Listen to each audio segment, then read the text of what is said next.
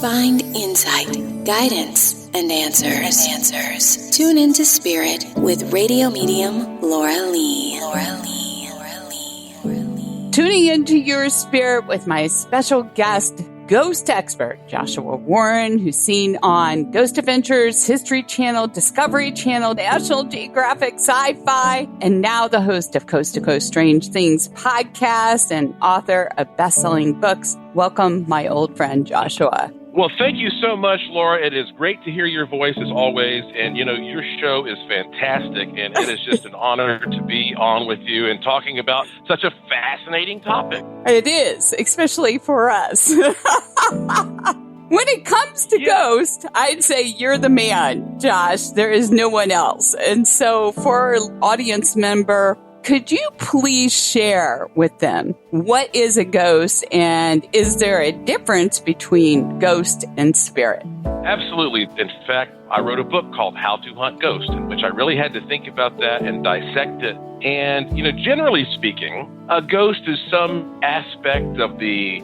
mental presence or physical form that appears to exist apart from the original physical form. A ghost appears to be redundant, predictable.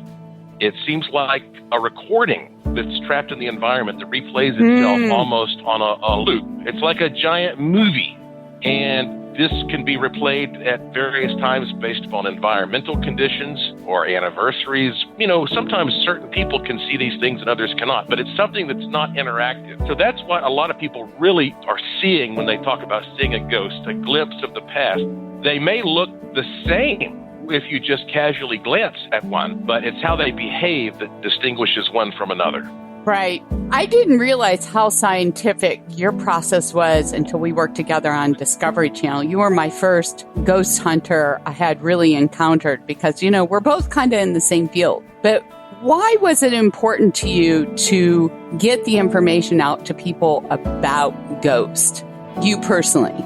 Well, you know, obviously we all are curious about who we are and why we're here and where are we going and all those big philosophical questions about the afterlife. I mean, any curious person is going to wonder about that, which is why religion and spirituality has always been woven into the fabric of humanity. But beyond that, I have always felt that if indeed there is some property of the environment that records perhaps everything that happens at a particular location, or at least some extreme things that happen at a location, and we learn how those moments are replayed, and we're able to create a technology that will allow us to tap into that at will, then you could literally go to any spot on planet Earth and set up this device, and you can witness what happened at that area in history. Without having any type of ghost equipment to detect whether or not a ghost is in the room, what are some of the ways you think they can detect a ghost is in their presence?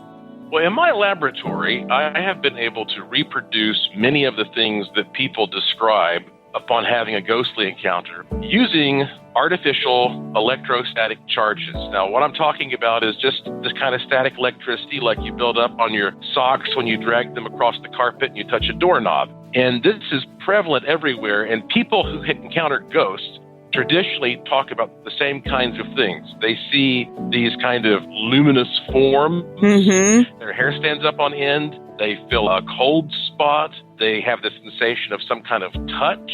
And so when you start to feel that sensation, like that you put your hand up to an old television screen and you get that kind of thick, fuzzy feeling, that may be an unfully materialized ghost or apparition of some kind. So you aren't debunking, you're actually confirming the presence with the tools that you use. Yeah. Yeah, I thought so too. Yeah, exactly. Speaking of which, then, out of all your adventures, what's your favorite and scariest ghost story, if you can, in a minute?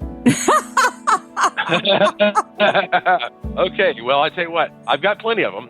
I've been doing this sort of thing professionally for 30 years. But in a minute, what I will tell you, I spent the night all by myself at Myrtle's plantation in St. Francisville, Louisiana. And this is a plantation that has one of those dark, troubling, creepy histories in every way you can imagine. And I was in my room, and again, I was alone. There was no staff there or anybody. I was in my bedroom, 10 o'clock at night, and something pounded on the wall. Boom, boom, boom, okay? And I was rolling video, so I captured this on video, and I jumped out of my skin, and I thought somebody was there. Turns out nobody was there. I said, can you do that again? Boom, boom, boom. And now I'm realizing this is something, conscious. And so I said, can you do that one more time? Boom, boom, boom.